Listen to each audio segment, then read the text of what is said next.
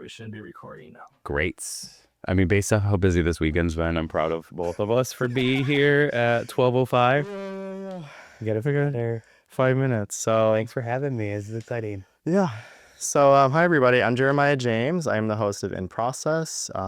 In Process is a Rochester-based live streaming mini studio that is focused on underground music and underground culture here in upstate New York. I'm really excited to have Soul Rehab co-founder, resident, now new bar owner, Tom DeBlase. Thanks for having me. Yeah. So basically, I wanted to get into who Tom is, if you're not aware, kind of where he's been, where he's going. There's a lot of excitement over his new bar that he's opened, Flora, which is located on 190 Monroe Avenue. Yes, I believe. In Rochester. And just kind of looking at, how this really could be a huge opportunity for there to be a bar that was open with the intention of hosting music of all kinds. So kind of music you might be more familiar with, music that might be more underground, but it wasn't open with the intention of we're just going to have a DJ that plays.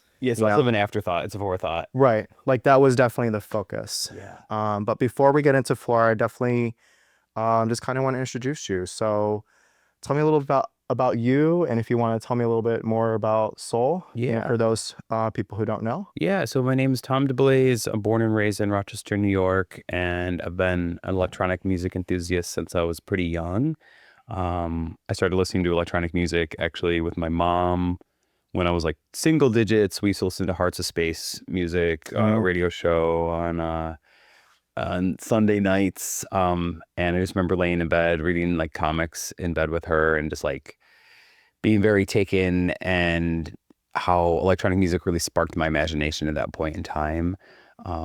Growing up, I kind of grew up peak alternative music, and got from there sort of gatewayed into industrial music. Okay. Which sort of had a shelf life with me because I liked a lot of it, but it didn't over time. As I was less angry gay youth, I was only interested in elements of it. So when I first discovered techno and then drum and bass, which we had a huge drum and bass scene here in Rochester at the time, that felt like the most logical. That's when my brain is this, you've found home. This makes sense to you. So from there, once I got bit by the bug and went to my first rave in Rochester, actually at Water Street Music Hall in 1996. I got to see The Orb. Whoa. Yeah, it was crazy. The Orb and Meet Manifesto played live. That kind of was a turning point for myself. My brother and I were both bedroom DJs when we were teenagers, but didn't really get the confidence to DJ out until I started doing my monthly party, Soul Rehab. I'd been producing parties before that, drum and bass and other genres, but Soul is when I started focusing on house and techno and DJing myself out in front of people, which was a big step for myself personally. And now we just had the 10-year anniversary of Soul. Which was sick, by the way. It's gone some really good places. We've done different ones that are a bit more music focused or a bit more dance focused versus experience. Moved around from different venues. We've done a lot of warehouse parties and different bars and clubs. We've had some great local support from different spaces. The most recent space we were using was Water Street Music Hall for our anniversary party.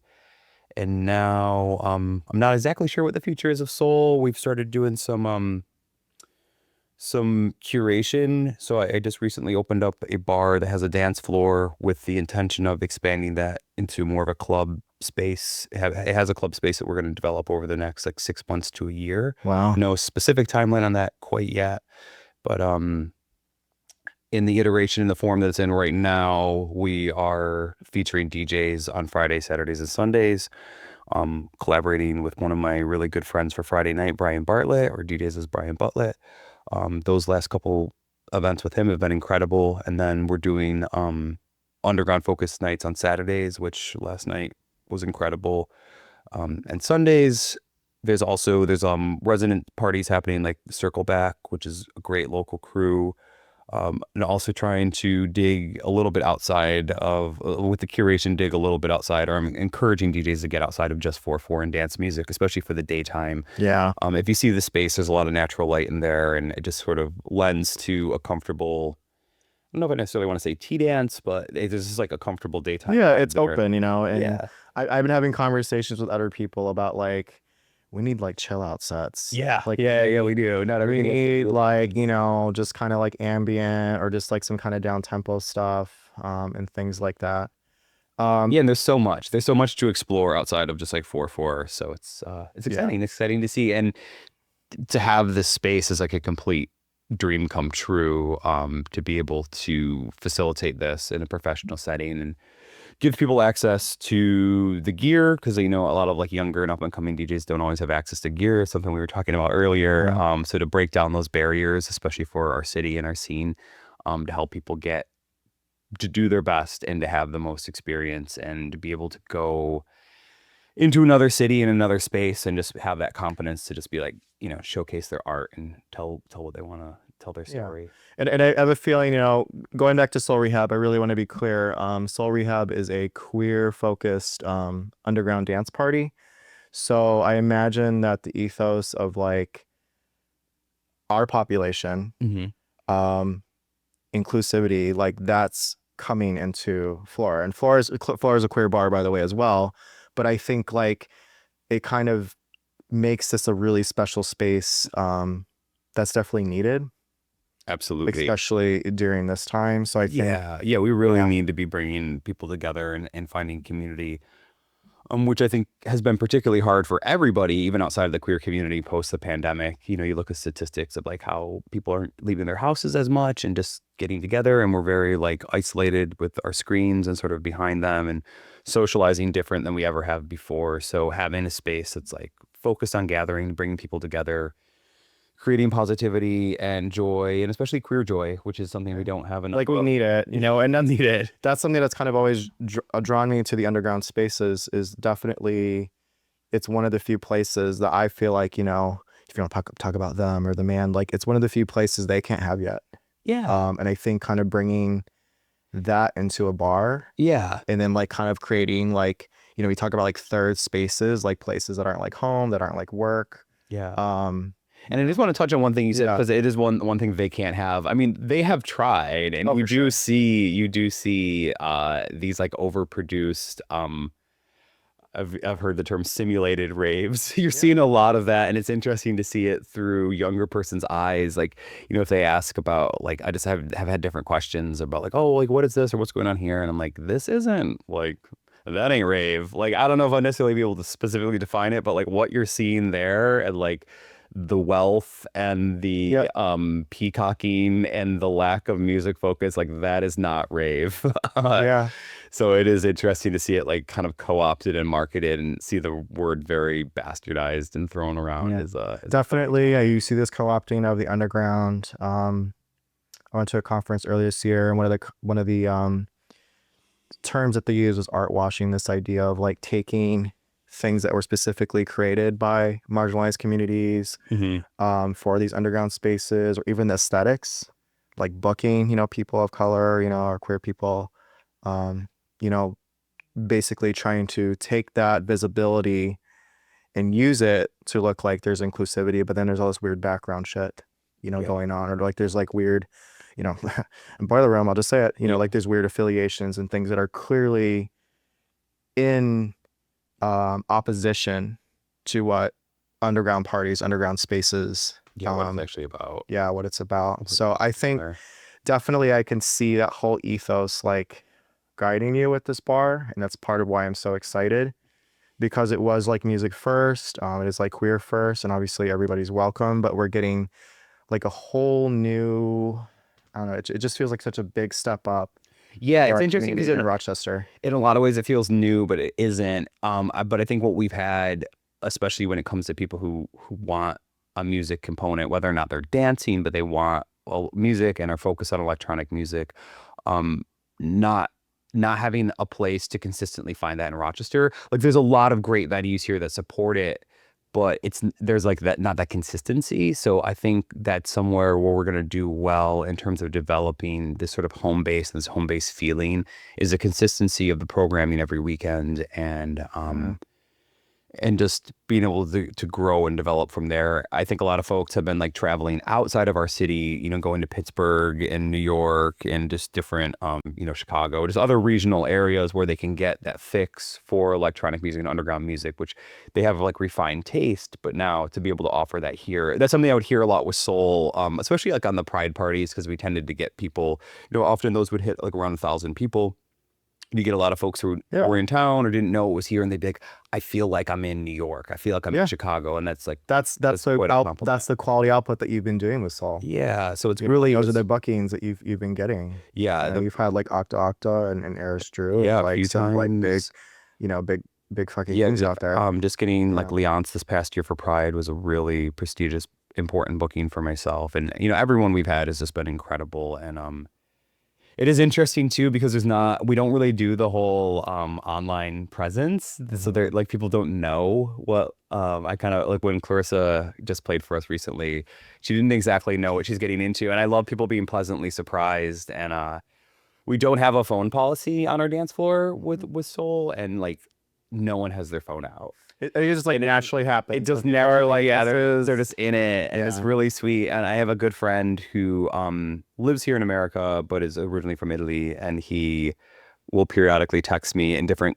parts of the world and just say like, I miss Western New York. Everyone dances there so much better, and Mhm. everyone is like just so much more interested in the music versus being on their phone or whatever it might be. So I am very proud of it, but I'm also very honored and humbled for like what we've been able to develop here. And for however corny it sounds, like when people, want to thank me, it's like it's because of your participation. Yeah. Like I just kind of like let this genie out of It's the a bottle. homegrown thing, Like, yeah, but the Yeah. city has really like leaned into it and grown and made it their own. And you sort of see with the way it grew very organically, person by person, friend to friend, word of mouth, without that huge online push to sort of fill it with bodies, the wrong bodies maybe. Yeah. Um, it's a beautiful thing. It's really, really great to see it. And hitting this 10-year mark has meant a lot. And then like with the bar last night, we had Soul Rehab do the programming, the branding of it and the programming and focusing on underground music. And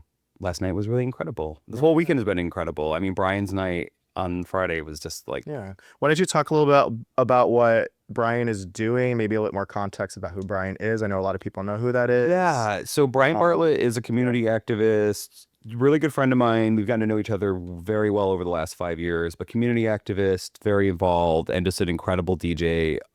Brian's knowledge of music goes beyond the normal human's brain. Yeah. It is rare that I can play something, whether it be like a bootleg off of Bandcamp or an older remix or something brand new, that Brian doesn't know it in some capacity. And it's like, okay, girl, like what is going on there? He's just just brilliant person and just a joy to be around. So giving him a home base was something that I thought of for when this whole project of Flora started a couple years ago, and to actually be able to deliver on that and then have him get into a second week of the residency and to see the shine and see where that's going to take him as a DJ. And you kind of take all the other like things that can sometimes be distracting and just sort of like make it a home and Yeah. see where he can hone and develop his own sound for this space and grow as an artist. But Brian's incredible, great at marketing, and has built up, Like a fantastic all rounder. does it all arounder and just like Yeah. gets it.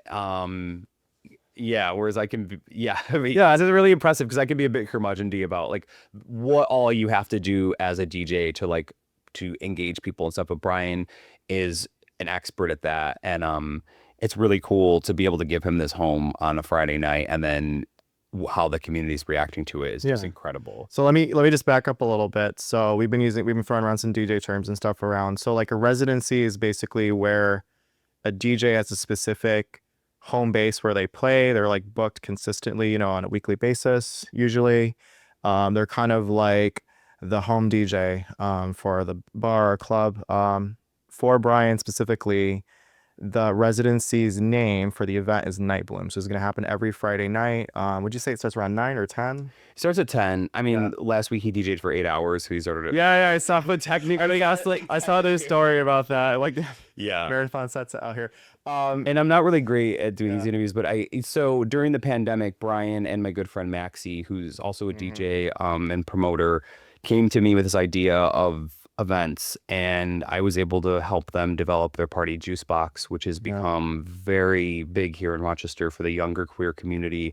And I was involved, but mostly just for like kind of backbone support, just from my experience doing events. And it's a very pop forward night, and it's just queer joy, Yeah. queer chaos, but queer joy.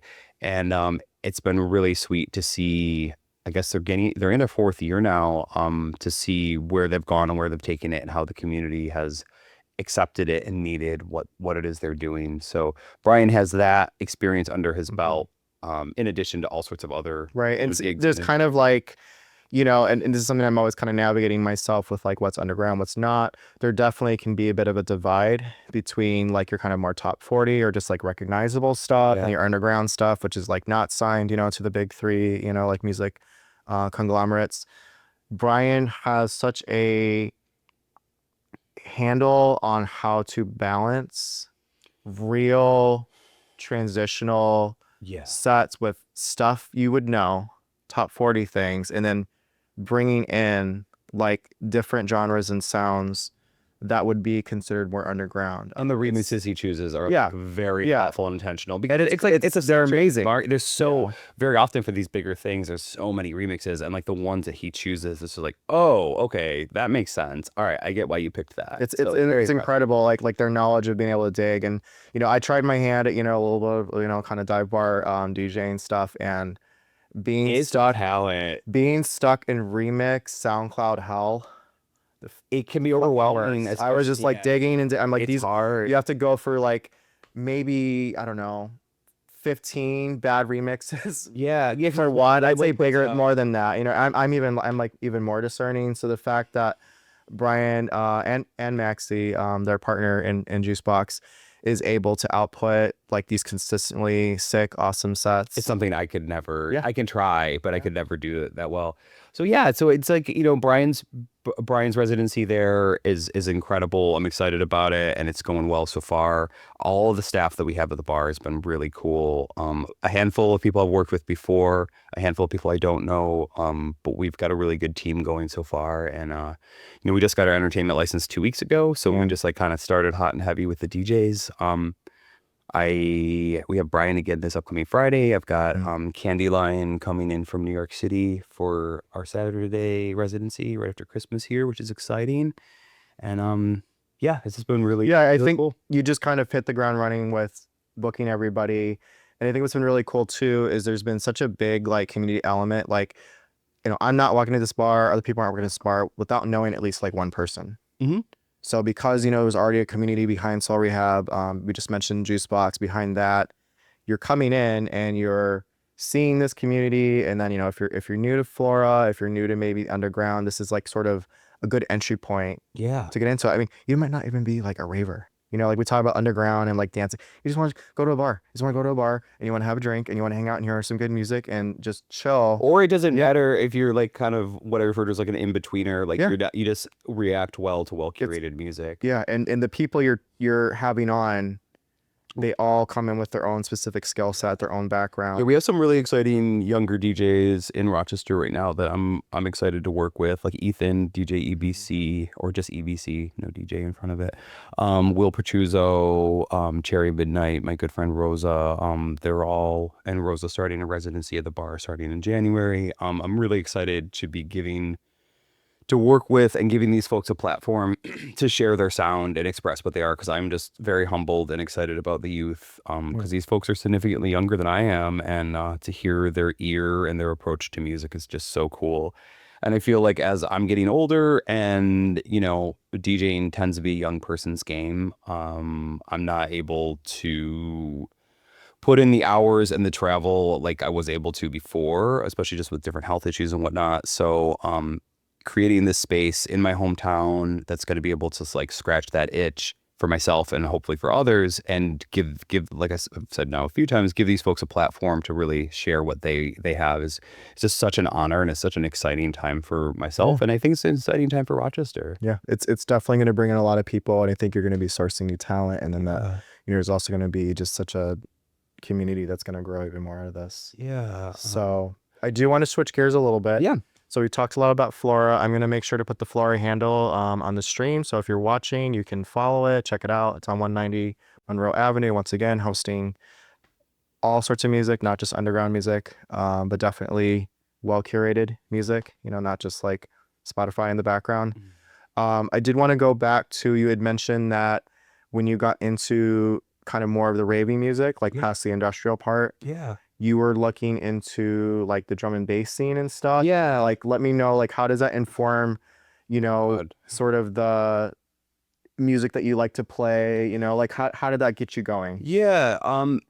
So Rochester had a huge drum and bass scene because it was affordable for DJs to fly from Europe to Toronto, and they would come down, probably illegally, but they would come down to the States. I mean, not with they would come down, and like at the time we had such big scenes, and rave like pre-2000 was so big. They would drive down, they would play Rochester, Buffalo, Syracuse, Pittsburgh, like just play the region, and they would do that like Thursday through Sunday, and there would be big parties in every city.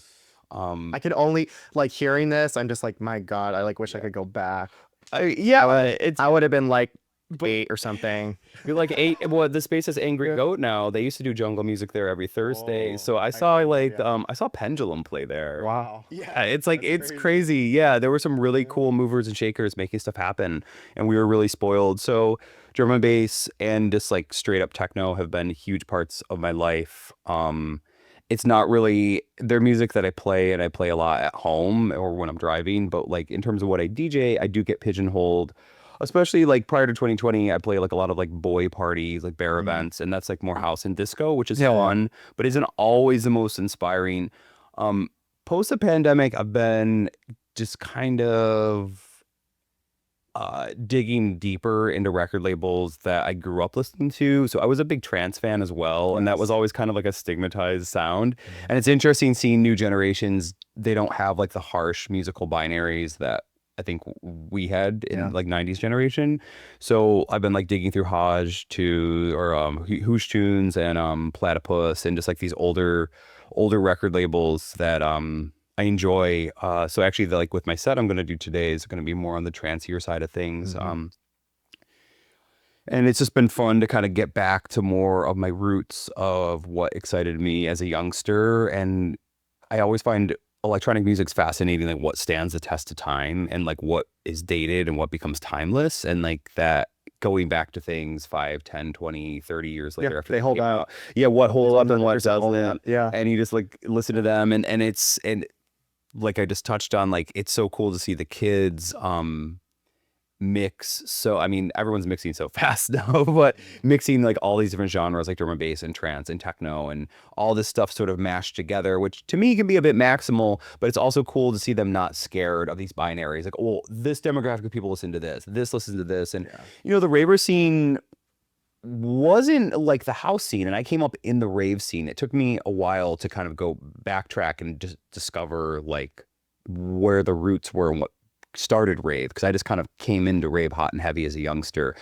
And at the time, if you listen to trance, well, like that's gay and that's not cool, and if it's not this, and it was very like bro and machismo. And touching on what I was saying about the lowering the barriers, like getting into DJing out was very hard, because you'd have to go to a record store and kind of deal with these like really macho attitudes, and like you just get it was just a lot of politics, and it ended up becoming a boys club, and similar to what we have happening with gear being so expensive to get access to gear. If you DJ on a controller, you're not a real DJ. Well, yeah, but it also is like what you can afford. So like there has to be some middle ground to that, where we can look over stuff for it. It's more about the output and what you're creating and what you're doing, versus if you're on like the most expensive. I think and I think we're getting past that a lot. I think we are, but it still rears its head into different ways. And it's just frustrating, because it's like you really need to kind of unpack like where that comes from. Like when I started Soul, I started on like an S4 controller and a busted ass sound system, and if I had waited till I could afford a real sound system and the gear, it wouldn't have started. It Yeah. wouldn't have happened. And like, I think there's something it's important about like the ideas overriding this technical perfection and just like going for it. Yeah. Um, You have to. So you're doing it with your bar. I'm doing it with the stream and process. Definitely accessibility is huge, and that's not just like um, a pragmatic thing. That's like an actual philosophy. Like yeah, accessibility needs to be there regardless of whatever somebody's situation is. yeah, and like especially right now, everything's so expensive and gear is really expensive. So Mhm. getting to it, getting access to it, and owning it, and getting time to be comfortable and confident on it is something that I love having those doors open for like anyone to have access to gear, like when we're not open, letting my friends practice or whatever, and just getting super as confident as they can be so they can walk into other gigs. Yeah. As So I think it's going to be an amazing place to facilitate that, and then just kind of like facilitating the community. Um, we're going to get started with Tom's mix shortly. I did want to kind of do a little bit of my in-process preamble quickly, just to kind of go over what this is. I did my first stream about a month ago, and I've been really thinking hard about like, what is this? What is this not? What is the approach for this? Who is this for? Et cetera, et cetera. So first off, I just want to focus on the fact this is not a podcast. I know it might sound a little semantical. I've definitely not been very pleased with like a lot of the corporate sort of whitewashed, just kind of, I'll say it just comes off as not as cool as it used to when podcasts came out. yeah, And you have a lot of people behind mics who are not spreading the right things and are coming in with some weird ego stuff. And then there's just this constant like monetization thing, sponsorship thing, locking it behind Patreon. It's just, it's also a form of content. It is long form content, and this will be long form content as well. But it's a form of content that is listened after the fact. And that's just not a thing here. I'm going to try to do as much live stuff as I can, live sessions. And I kind of wanted to go for more of a radio vibe. I kind of think more as radio. If I could, which I can't, because of the way that we use cell phones and stuff now, I like would really almost like want like a pirate radio vibe, yeah. like some kind of like secret, kind of broadcasty thing. But this is definitely, I'm just going to call it a live stream. Once again, when I have DJs coming into play, these are not performances, these are sessions. So that distinction is huge because I think some people, when they see decks in front of them and they feel like there's an audience there, and there's just kind of this, oh, I got to do this, I got to do that.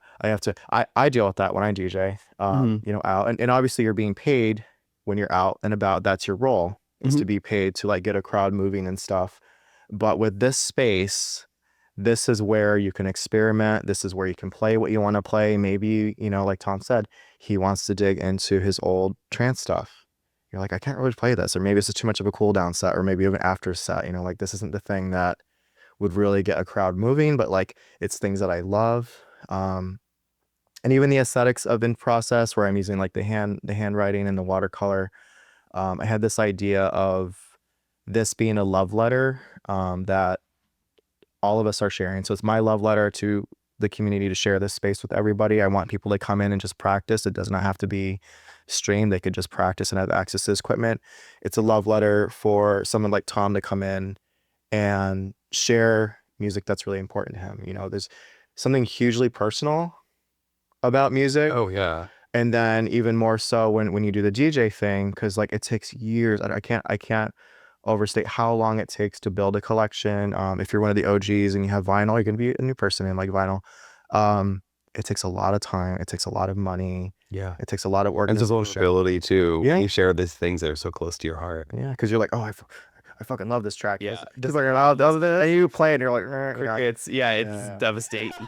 Yeah, some of my favorite tunes I'll never play out because it's just too scary. Like what they mean, the significance they hold in my heart. I would like play it for you in my car, but I would never like, or in my home studio, I'll never like play it out because I'm so scared that like it won't. Yeah.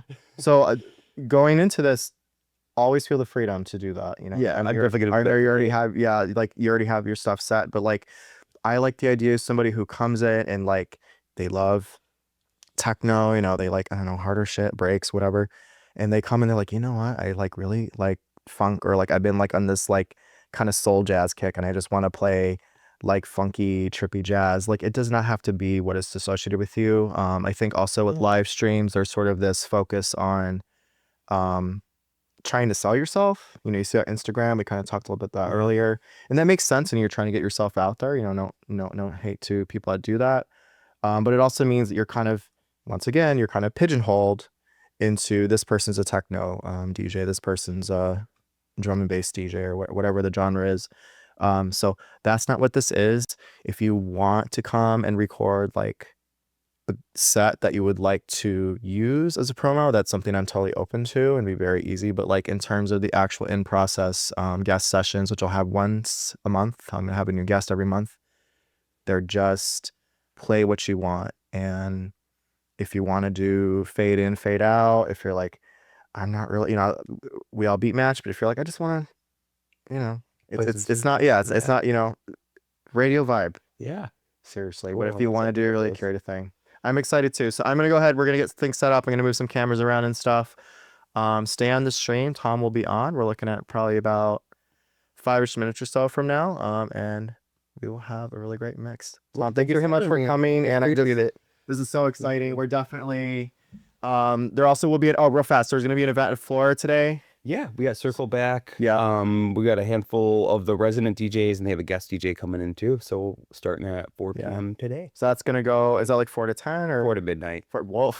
On a Sunday, I love it. Well, I mean, the industry crowd, it's their Friday, so. Well, it's that too. Yeah, you have a lot of people who. That was another thing we talked about real fast. I'm adding more. There's so much. Yeah, you had totally talked about how, you know, we have like a big nursing community, we have like other communities, industry communities, and they just aren't always able to get off weekends. Yeah. So that was another thing that Tom was looking at with Flora, was like, once again, that word accessibility. I think I'm just gonna use that word all the time. Accessibility. It has to Sunday could be your home base, and yeah, I'm excited. You're like, I got Sunday, Monday off. I want to go out on Sunday. Yeah. /Sunday. Yeah, a lot of folks do. So yeah, it's cool to have that. All right, sweet. All right, let's get started. Everybody hang tight. We will be back in about 5-ish minutes or so.